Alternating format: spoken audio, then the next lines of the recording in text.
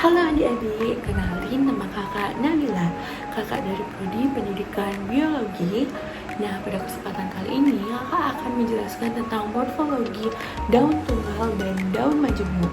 Dan sebelum kakak menjelaskan lebih lanjut nih, kalian tahu nggak sih bedanya daun tunggal dan daun majemuk? Nah, perbedaannya itu adalah daun tunggal hanya memiliki satu helaian daun, sedangkan daun majemuk terdiri dari beberapa anak daun pada satu helaiannya. Apakah kalian sudah mengerti maksud kakak? Nampaknya kurang ya.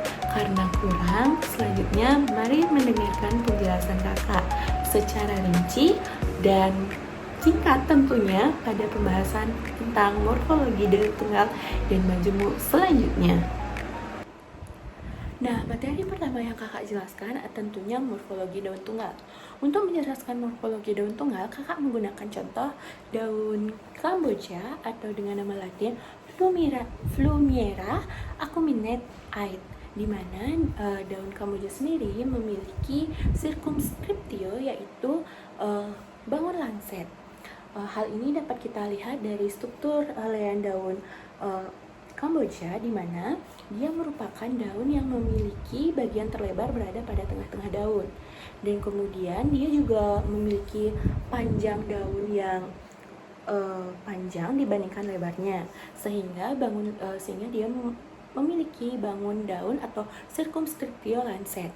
Bangun lancet sendiri merupakan bangun yang panjang dan lebarnya itu 3-5 berbanding 1. Kemudian ada ujung daun atau apex daun dari Kamboja itu sendiri adalah meruncing.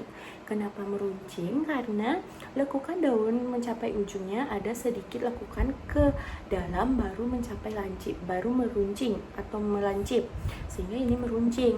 Kemudian apex atau ujung daun tidak hanya meruncing, ada pun runcing, kemudian ada tumpul, dan lain-lain.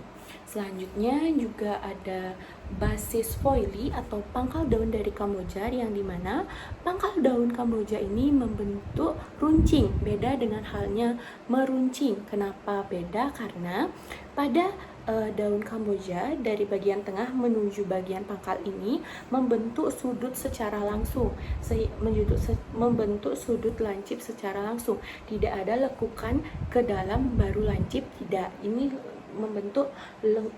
membentuk sudut secara langsung, tertarik garis lurus secara langsung, sehingga disebut runcing.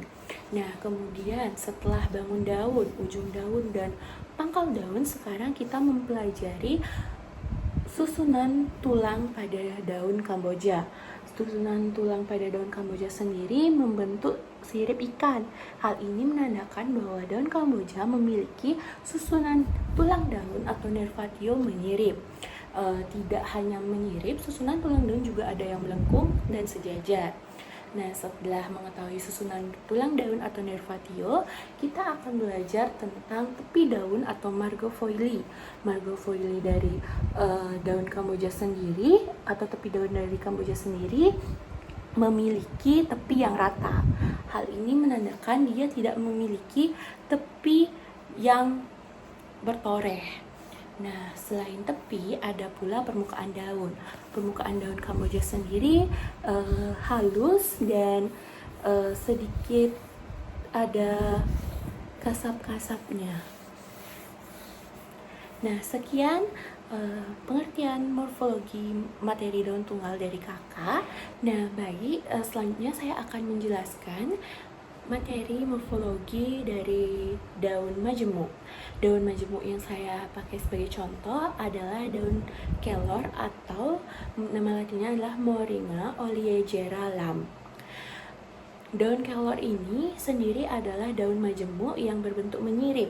Kenapa menyirip? Karena pada kanan dan kiri ibu tangkai daun melekat anak daun dan membentuk sirip. Nah, selanjutnya daun kelor juga bisa kita beri nama dengan menghitung jumlah rahis yang ada pada daun kelor. Rahis sendiri adalah tempat melekatnya anak daun. Setelah saya analisis, di sini ada 3 jumlah rahis. Yang pertama dimulai dari tempat melekat awalnya anak daun. Sampai sini satu rahis. Kemudian di sini juga ada satu rahis menjadi 2 rahis. Selanjutnya di sini kemudian ada lagi satu rahis sehingga ada 3 rahis. Nah, jadi daun kelor ini diberi nama Tripinatus. Kenapa tri? Karena ada 3 jumlah rahis. Dan kenapa pinatus? Karena daun kelor termasuk daun majemuk menyirip. Nah, tidak hanya berdasarkan jumlah rahis, daun majemuk juga dapat dihitung berdasarkan jumlah anak daun, yaitu contohnya itu pada daun majemuk menyirip atau foliolatus. Contohnya itu ialah daun namnam. Daun namnam ini memiliki 2 anak daun, sehingga daun nanam disebut atau memiliki nama bifoliolatus karena memiliki 2 anak daun, dan dia termasuk jenis daun majemuk menjari atau foliolatus. Nah, sekian pemaparan morfologi tentang daun tunggal dan daun majemuk dari kakak. Mohon maaf apabila kakak masih melakukan kesalahan dalam penjelasan. Akhir kata kakak ucapkan terima kasih dan sampai jumpa. Bye.